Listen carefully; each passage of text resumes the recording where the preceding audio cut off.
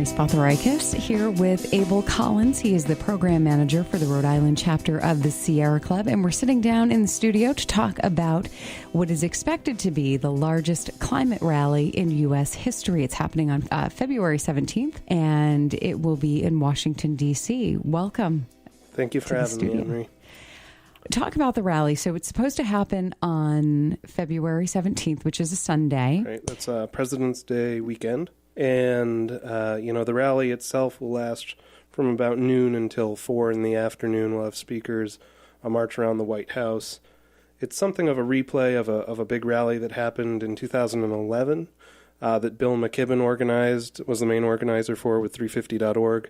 About 12 to 15,000 people showed up for that pipeline, and it's widely credited with stopping the Keystone XL pipeline's progress. Obama made the decision to put the project on hold so that they could review it and make sure that it wasn't going to have too many detrimental impacts. So talk about that pipeline. What does that mean? Why are people upset about it? Why does it matter? Why are so many people, as we'll talk about, just from Rhode Island getting on buses at 1 o'clock in the morning to go down to D.C.? Why would we do that? Yeah, well, it's got to be big if that many people are motivated to stop it. And the purpose of this rally really is to get Obama to make that final decision to cancel the pipeline project. What this project would do would be a major pipeline coming right down sort of the heartland of the United States. From Canada? From Canada, Alberta, Canada, where they are extracting oil from tar sands, which is the dirtiest way to get petroleum products. It causes 20% more carbon pollution per unit of oil burned than any other source of oil. So it's just a massive increase. If we burn everything that's in those tar sands, our leading climatologist, James Hansen, has said that that's going to mean game over for the climate. In essence, another 200 parts per million in the atmosphere of carbon, which is already, we're at too high a level. So that is already happening in Canada, and the plan is to build the pipeline going down from Canada and all the way through the United States, stopping where? It stops in Texas, where we have our major refining capacity. And, of course, from Texas, it's going to get shipped all over the planet, and mostly it's probably going to go to China in the end. Which is one of the big gripes that you hear from a lot of groups. The Sierra Club itself just thinks that this project can't happen, not necessarily because of where the oil is going to end up or, what the price effects are going to be or whether it makes economic sense, but this is just a bad plan for the health of our planet. And is it also dangerous for the health of people living in the United States, do you think? Well, TransCanada, the company that would own this pipeline, has been guilty of pretty questionable practices regarding the environment. They've had numerous spills out of their other pipelines. It's especially concerning with this project because it's planned to go over the Ogallala aquifer in the middle of the country, and that is the biggest aquifer in that region. It feeds a lot of our farmland, and it could be a disaster for people, the health of people, the health of our crops. And that's why there's a lot of dissent in the middle of the country. People like sitting in trees, really civil disobedient action, stopping this project from happening. But we want a policy decision that just stops it. And, hopefully we don't have to go to those extreme tactics of really getting in the way of the bulldozers. What is the upside? Why are the people who are advocating for this advocating for it? Is it financial? Is it, Americans are going to have cheaper gasoline? What is it that they're saying is fine? Some people make that argument that it's going to lower prices at the pump. There haven't been any studies that show it would reduce it more than a couple cents, and that would be far in the future. People say that it's a jobs creator. There was a study early on by TransCanada that said it was going to mean 20,000, 50,000 jobs. Real estimates show it's closer to 2,000 jobs. We could get a lot more jobs investing in clean energy with none of the environmental side effects. The rally concludes with a march on the White House. Is that correct? That's right. So from your point of view, the Sierra Club, how would you rate President Obama in terms of his environmental? Obviously, the Sierra Club and a lot of people aren't happy with the decision for the pipeline. In general, how do you view the president? President Obama is better than his predecessor. I mean, hard not to be. We're coming from a guy who basically was an oil man and whose energy policy was determined by a guy who was the CEO of Halliburton at one point. So it was hard not to be better than that. And he has done some good things. He's really pushed the EPA to make some findings that carbon dioxide is a pollutant, so it can be regulated. And that might be a backdoor way of trying to reduce emissions in the United States. He has also set targets for increasing fuel efficiency of vehicles, which is a step in the right direction. But really, the goals have just put us, in 15 years where the rest of the world already is now. That was my next question, actually. We seem to be really far behind the rest of the world in terms of environmental policy. How do you explain that? It's really the product of a very business-friendly political climate that we've had for a long time, really sped up, I think, by the Clinton administration, strangely. And right now, the lobbying power of the fossil fuel industry is huge. I mean, they're the most profitable industry on Earth, and current campaign finance laws, of course, give these corporations the ability to spend money freely. So you see that fossil fuel industry is actually the main contributor behind the National Chamber of Commerce, which is one of the biggest lobbying groups in the country. They have a nice sort of clean facade. You don't know it's the fossil fuel industry lobbying when they talk about the Chamber of Commerce, but that's really who it is. So it's hard to beat that power back. How do you beat it? Do you see the only way to kind of combat that as direct action campaigns like the rally in Washington, D.C.? Yes. I think it's a combination of these really demonstrative people power actions, direct action, right in the face of our policymakers down there in Washington, but also the sort of traditional pressure that we're putting locally on politicians, trying to get good legislation passed. And, so it's a combination of that traditional lobbying, as few lobbyists as there are on the environmental side of the equation. They need to keep doing their job. But we also need masses of people in the street, as we've seen around the globe, putting pressure on governments to make the change. So if the environment is important to anybody listening, this really is important, you think, to attend this rally on the 17th? This is going to be critically important from my point of view for the entire environmental movement for the next decade. We're at this crossroads where if this action is unsuccessful, if this pipeline goes through, it's a black eye for the environmental movement. And I think it'll cause a lot of soul-searching, a lot of depression among environmental activists who've been, really trying to stop this, really expecting that it will be stopped by President Obama, who has spoken eloquently about being an environmentalist. So on the one hand, if we lose this battle, it harms us immensely. On the other hand, if we get 25,000 people, 30,000, 50,000, who knows, to attend this rally in Washington, and they come away feeling that they've had a part in a victory as meaningful as this, stopping this project, which would be game over for the climate, that will reinvigorate, the environmental movement as I see it.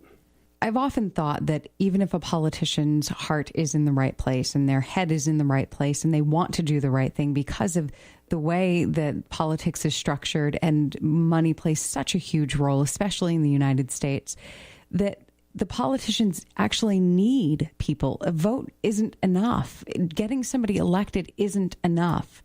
People need to actually show that support for the less, powerful forces, the environmental movement and so forth, that a politician needs that. Oh, politicians, without question, need that. Voting is is sort of the most minor act of being a citizen in a democracy. You can't count on these politicians to know the right thing to do with any of these issues, and especially when you see the amount of money that these interests who aren't for the public good are putting into lobbying and funding campaigns. So every day there are lobbyists in the halls of power in Washington representing interests that are not ours. And those are the loudest and most common voices that our people are hearing. And they're often writing the legislation that gets passed. So it's definitely important that the public will is known by our politicians. And since the public can't really hire lobbyists on its own behalf, the environment certainly has no voice of its own.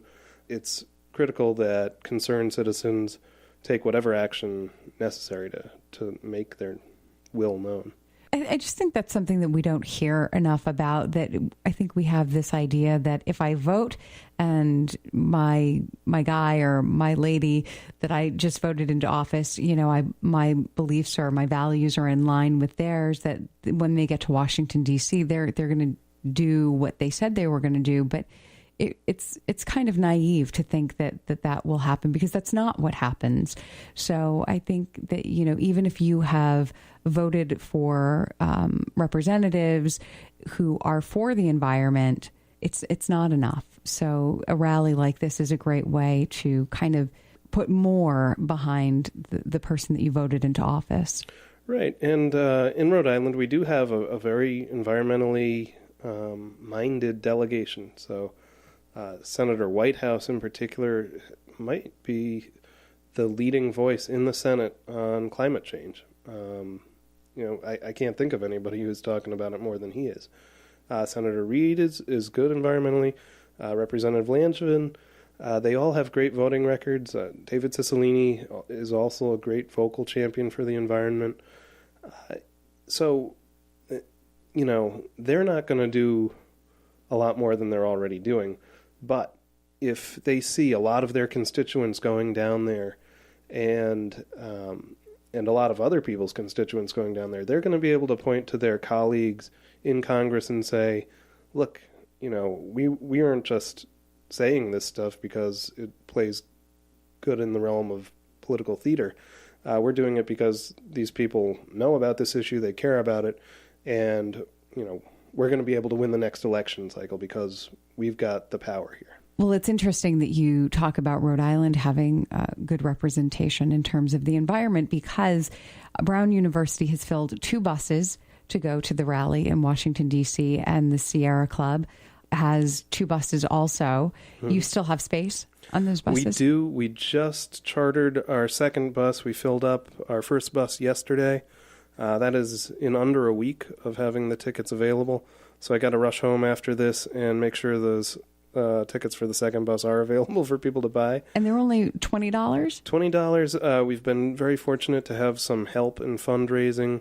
I have applied for another grant, so we're going to be able to subsidize bus passage. We were able to do that on the first bus to a certain extent. I'm hopeful and confident that with the second bus we'll be able to offer all 55 tickets to Washington for $20, which is, a pretty big discount for... You can't drive to Washington, D.C. for $20. No. One way. And there's no overnight involved. So talk about somebody is excited. They want to do something in favor of the environment. They want to, go on this trip. Talk about first the itinerary. Right. This is not for the faint of heart.